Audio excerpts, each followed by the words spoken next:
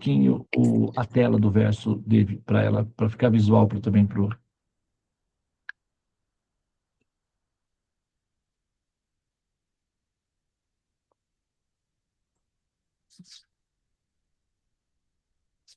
Então, agora eu vou dar início à leitura.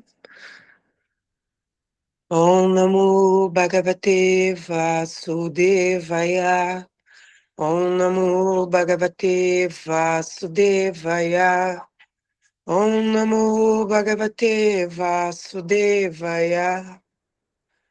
Então, vamos dar início à leitura do canto 1, capítulo 15. Os Pādavas se retiram no momento oportuno. Verso 32. Ao ouvir sobre o regresso do Senhor Krishna à sua morada e ao entender que se findara a manifestação terrestre da dinastia Yadu, Maharaja Yudhishthira decidiu voltar ao lar, voltar ao Supremo. Verso 33. Kunti, tendo ouvido de longe, enquanto Arjuna falava sobre o fim da dinastia Yadu e sobre o desaparecimento do Senhor Krishna, ocupou-se no serviço devocional, a transcendental personalidade de Deus, com plena atenção, e assim libertou-se do curso da existência material. Vou ler mais uma vez.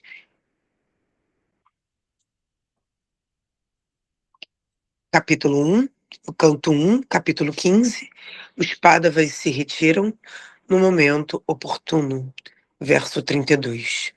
Ao ouvir sobre o regresso do Senhor Krishna à sua morada e ao entender que se findara a manifestação terrestre da dinastia Yadu, Maharaja Yudhishthira decidiu voltar ao lar, voltar ao Supremo. Kunti, tendo ouvido de longe enquanto Arjuna falava sobre o fim da dinastia Yadu e sobre o desaparecimento do Senhor Krishna, ocupou-se no serviço devocional, a transcendental personalidade de Deus, com plena atenção, e assim libertou-se do curso da existência material. Então, Hare Krishna, Krishna Krishna, Hare Hare, Hare Rama, Rama Rama, Hare Hare. Gratidão pela oportunidade de leitura. Desculpa, David, te interromper. Agora pode continuar. Om Nishamya Bhagavan Margam Samstam Yadu Kulasya Cha Swapataya Madim Chakre Nibritatma Yudhishthira.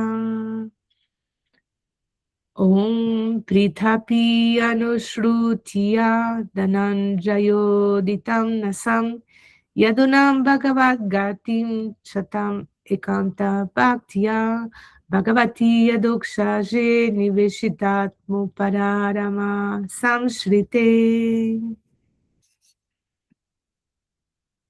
Om Bhagyanati Mirandasya Gananjana Shalakaya Chaksuram Militanyena Tasmai Shri Gurave Namaha.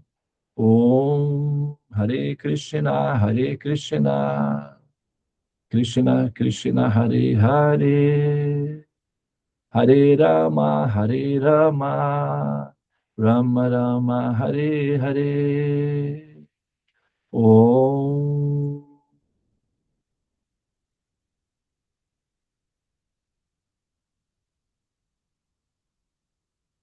Muito bem.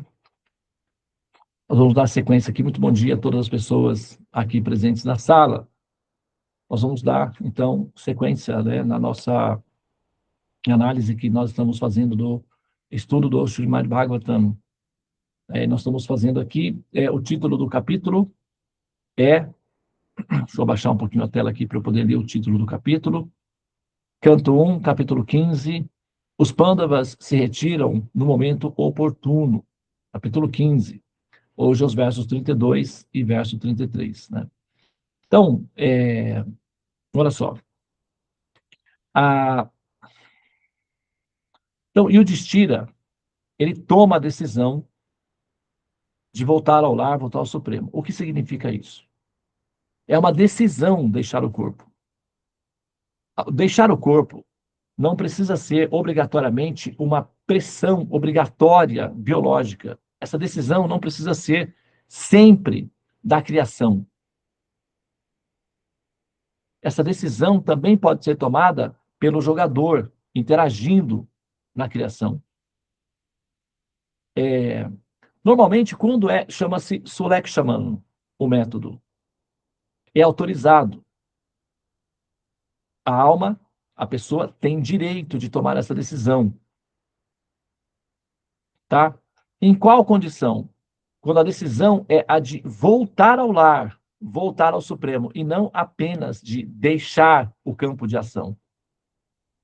A decisão pela desistência da vida, ao deixar o campo de ação, é um tipo de decisão, gera um tipo de reação e consequência. A decisão por deixar o campo de ação para assumir uma ação transcendente é diferente de desistir do campo de ação. Tem uma diferença aí, tá? Se vocês notaram a diferença, tem uma diferença. Ok. Por exemplo, é dito que o homem, o dharma do homem, ele é proibido a deixar a sua esposa. Isso é adármico, é considerado assúrico, é considerado assúrico ou demoníaco. Um homem que abandona a sua esposa e a deixa em condições de desamparo. Do ponto de vista do Dharma, isso é absolutamente proibido. Um homem não tem autorização para deixar a sua esposa. Ele até pode, o Dharma até permite que um homem possa ter mais que uma esposa, dependendo da posição social em que esse homem está. Se for da posição da realeza, é autorizado, pode, dentro do Dharma. O que não é autorizado é deixar qualquer uma dessas esposas em desatenção. O contrato social da monogamia, estabelecido no Ocidente, não permite essa variação. Porém, do ponto de vista biológico, ela é compreensível. Na natureza, por exemplo, o macho, eventualmente, tem mais que uma fêmea. Biologicamente falando, é compreensível. Como o homem é uma extensão do reino animal, do ponto de vista biológico, é compreensível que ele tenha impulso para mais que uma fêmea. Entretanto, do ponto de vista do contrato moral, que é o contrato social, não é aceitável, porque envolve estados de consciência, envolve sensibilidade, envolve todo o processo que envolve o ego, as pessoas, e isso gera muito conflito, mesmo no caso em que o fato de ser autorizado uma esposa, um homem da realeza ter mais que uma esposa, a vida real normalmente tende a ser caótica. Tanto no reino animal, quanto na extensão animal, que é o ser humano. Recentemente, a princesa de Dubai se casou com um homem muito bonito da realeza. E ela soube que ele estava dando mais atenção à primeira esposa. Ela, acho que era a segunda, não sei se ela era a primeira e a outra foi a segunda. Eu sei que ele faltou com o compromisso de dar atenção a ela e estava dando mais atenção a uma outra. Ela escreveu no Instagram e se separou dele no Instagram. Ficou uma coisa pública. Foi tipo um Big Brother lá. Já que você tem interesse exclusivo nessa sua esposa, então fique com ela. E pediu o divórcio, publicamente. Então, quer dizer, permitido é, mas possível é? Será? Então, é que num passado remoto, como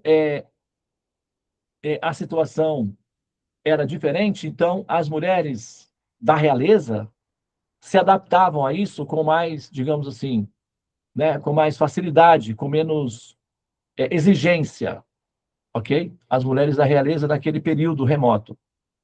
Todavia, nas fases atuais, essa possibilidade ela está cancelada. Então, a gente está falando de uma parte da cultura que foi vivenciada num período e que nesse período não é possível mais de ser vivenciada, ok? aspas, é só como parte da cultura, a possibilidade da cultura. Eu não estou fazendo aqui apologia à poligamia. É o que eu estou dizendo. Biologicamente, é compreensível, porque o homem, o macho, é uma extensão do reino animal. A espécie humana é uma extensão do reino animal. Inclusive, o homem é considerado animal. Só que ele é chamado racional, mas ele é classificado como animal. Então, se você chegar em alguém e disser assim, você é um animal, você não está ofendendo essa pessoa, dependendo da tonalidade que você colocar. Se você colocar ironia junto, aí é ofensa. Mas o ser humano é um animal racional, é uma extensão do reino animal, só que racional. Enquanto animal, extensão do reino animal, biologicamente falando, é comum que os machos tenham aptidão ou impulsos biológicos para cobrir várias fêmeas. Isso é animal. Só que quando está dentro de uma cultura sofisticada, que envolve balanço de poderes e contratos sociais, é sugerido a monogamia, porque isso permite a preservação dos bens e a sobrevivência da espécie. Do ponto de vista da estratégia de longo prazo, é mais racional a monogamia. Então, é estabelecido como contrato social a monogamia. Mas, do ponto de vista biológico, o impulso poligâmico permanece. E o homem tem que lutar contra esse impulso para não ter problema em casa com uma mulher. Quando esse macho não consegue controlar esse impulso, dá ruim, normalmente. É assim ou não é? E é uma luta, né? Vocês que são mulheres sabem que é uma luta, não é assim? Então. Agora, por que eu estou falando isso? Por quê? Estar com uma única mulher é uma decisão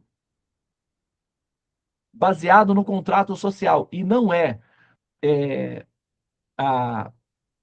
uma obrigação biológica. Por obrigação, por impulso biológico, um macho poderia estar com várias fêmeas.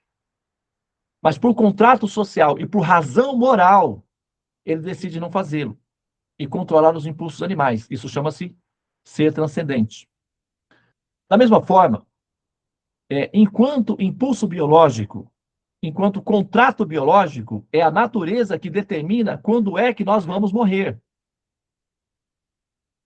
Enquanto contrato biológico, na relação intrínseca com a natureza, é a natureza que decide, vais morrer. Vamos assim.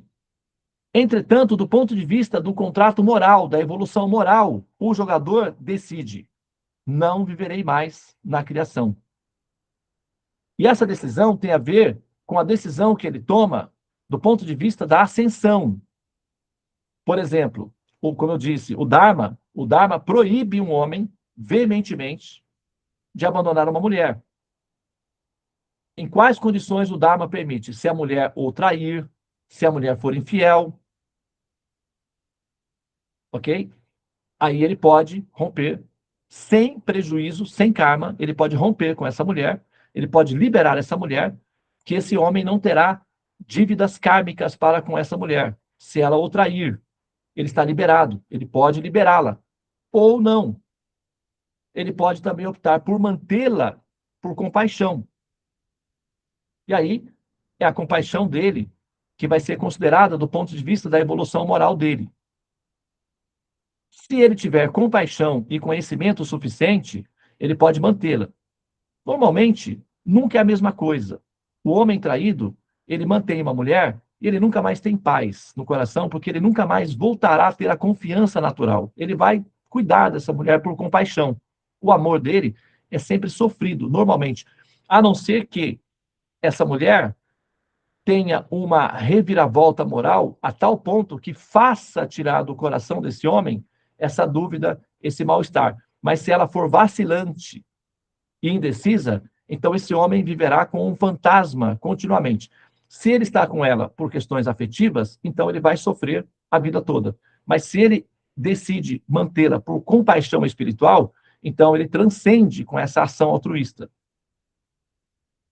Um homem pode fazê-lo. Está previsto. Não é obrigatório, mas ele pode se quiser. Tá? Agora, um homem que abandona uma mulher meramente por a insuficiência ou indisposição, ele é considerado pecaminoso e deverá ir ao inferno por isso. Então o Buda, que deixou a esposa jovem, fiel, com um filho em casa, qual seria o destino dele? O Siddhartha Gautama.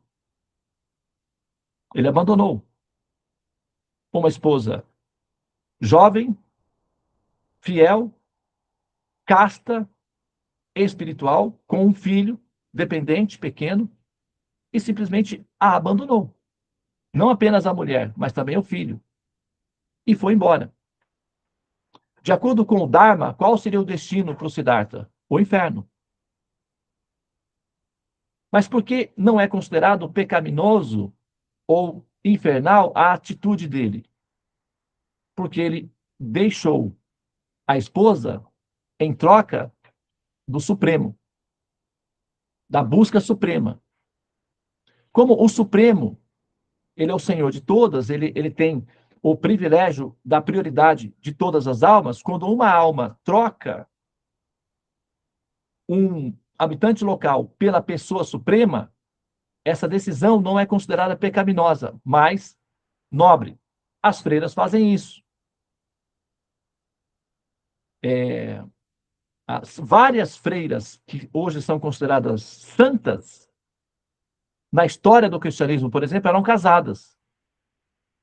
E elas tiveram que lutar para se libertar de seus casamentos, para renderem-se plenamente a Jesus. E a igreja considerava isso um ato nobre. Ela não incentivava, mas se a mulher tivesse a determinação para isso, ela era acolhida como freira e ela era tida como uma pessoa nobre. Algumas delas viravam, inclusive, mulheres santas. Algumas freiras esperaram seus maridos morrerem para renderem-se plenamente a Jesus como noivo delas. Então, isso eu estou fazendo uma referência na história. Mirabai, por exemplo, que nós falamos sobre ela recentemente, ela era casada, ela foi casada, ela foi prometida, estava casada, mas ela renunciou tudo, o seu esposo, a vida confortável, para desposar Krishna diretamente e se tornou esposa de Krishna. Então, essa decisão pela troca, ela não deve ser considerada, em todas as instâncias, reacionária. Aqui, por exemplo, o Yudhishthira está trocando entre viver e não viver. Se fosse o Shakespeare, ele diria viver ou não viver. Eis a questão. No caso de Yudhishthira, não havia essa confusão. Ele decidiu, não viverei mais. Ou seja, ele decidiu por não viver. Então, isso poderia ser considerado um ato evasivo, um ato reacionário, porque ele decidiu voltar ao lar, voltar ao Supremo. Isso significa o quê? Não viverei mais aqui. E a partir daí, ele passa, então, a tomar uma atitude de despedida. Ele entrega o reino, ele passa para os seus sobrinhos, parentes, a direção do Estado, e retira-se para a floresta. Para qual finalidade? Para jejuar, diminuir as funções vitais e deixar o corpo dessa maneira.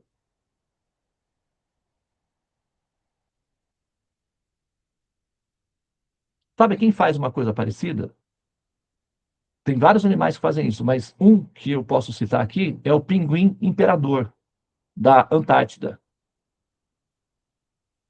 que é o Polo Sul. Antártida, né? Antártica.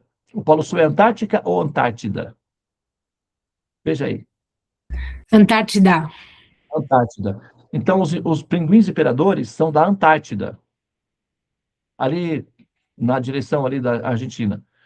E eles vivem, tal, etc., E quando ele sente que está velho e ele pode prejudicar o grupo, o que ele faz? Ele se retira para um local solitário, para de comer e vai diminuindo as funções vitais, batimento do coração, neutraliza o sistema nervoso central e entra em coma, voluntariamente. Chama-se Solekshaman, esse modelo. No Japão tem essa tradição também, os velhos fazem isso. Você já ouviu falar? Parece que sim. Então, tem algumas referências nesse sentido. E quem fez esse modelo, quem fez esse processo, recentemente, uma pessoa que talvez vocês conheçam, quem já ouviu falar no Sadhguru? Quem já viu algum vídeo dele, do Sadhguru? Dave, separa um vídeo dele para a gente só mostrar aqui quem ele é. Uma foto, talvez as pessoas vão conhecer. Sadhguru é o nome dele. A esposa dele, jovem, bonita, decidiu realizar esse procedimento com... Acho que ela não tinha 40 anos ainda. Ela, então, realizou o processo e fez a passagem no sistema de Solekshaman. Parou de comer, parou de beber, diminuiu as funções vitais, as funções neurais e deixou o corpo.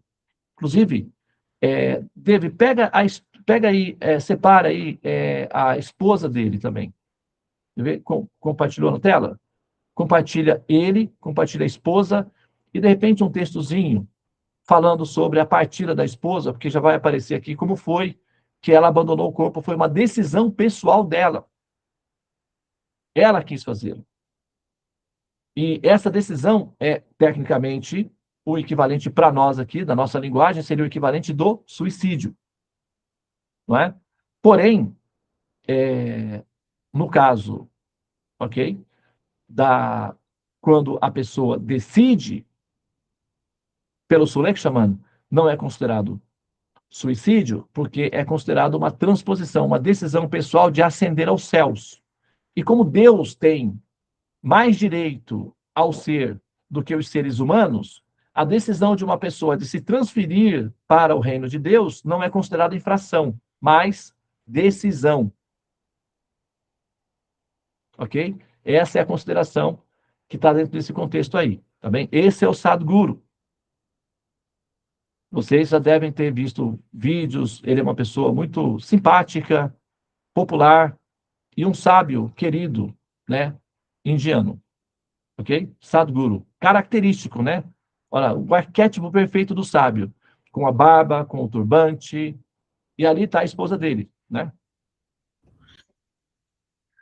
Quando ele era mais jovem. Ele era mais jovem aí, né? There was Kate against Sadhguru. Então, Jagi Vasudev.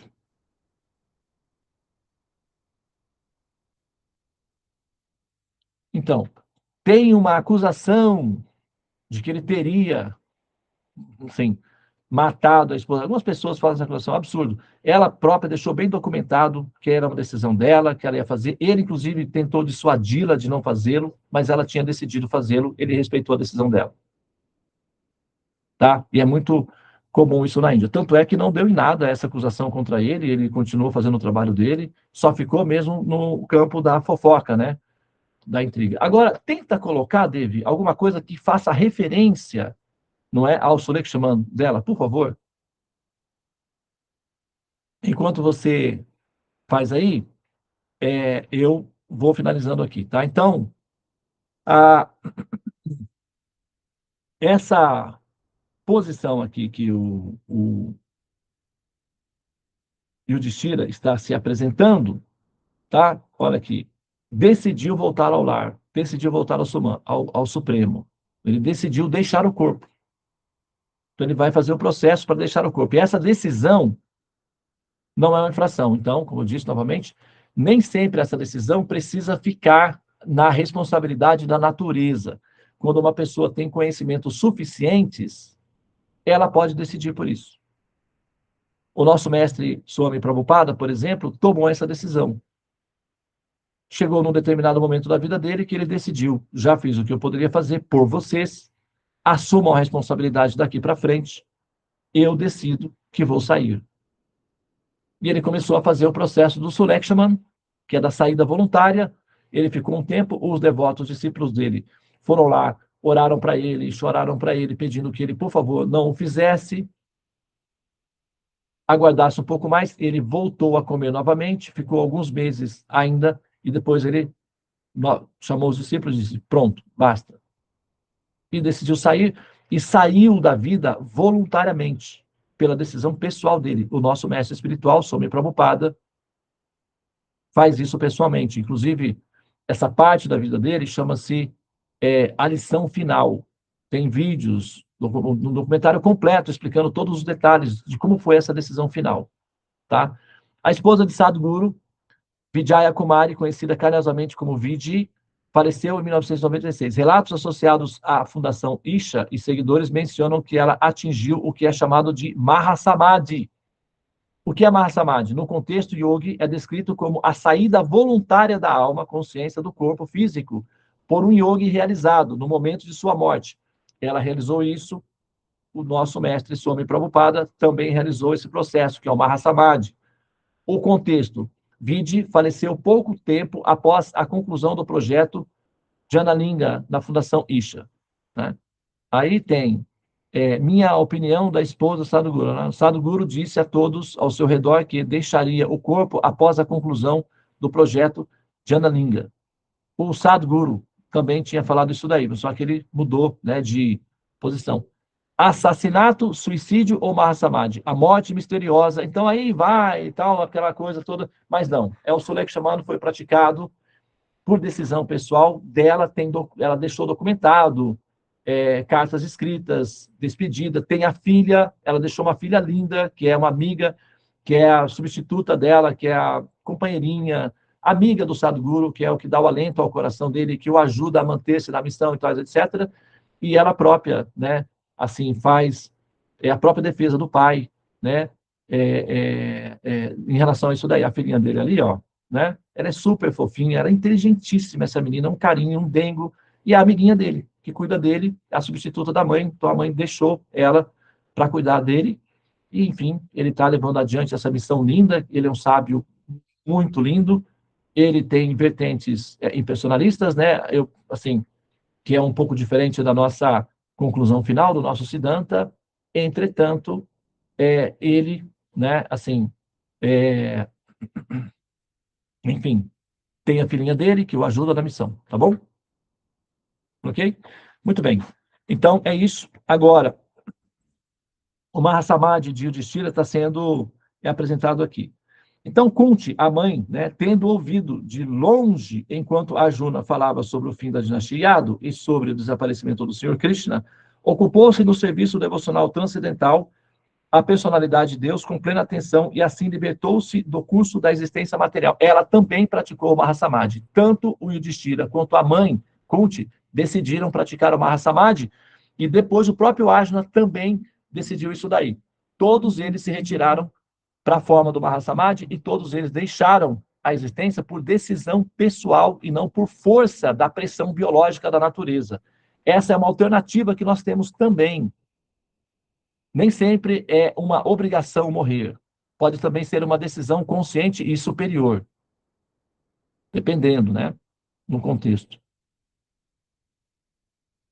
Ok? Muito bem. Então é isso, tá? Eu vou pausar aqui. Muito obrigado pela atenção de vocês. Namastê. Hare Krishna, Krishna Krishna, Hare Hare. Hare Rama, Rama Rama, Hare Hare. Ó energia suprema, amor divina, ó Mahamantra, libertador do ser, desperta-me, eleva-me, envolve-me, protege-me. Hare Om Shanti, Namastê, Om Tat Sat, Hare Krishna.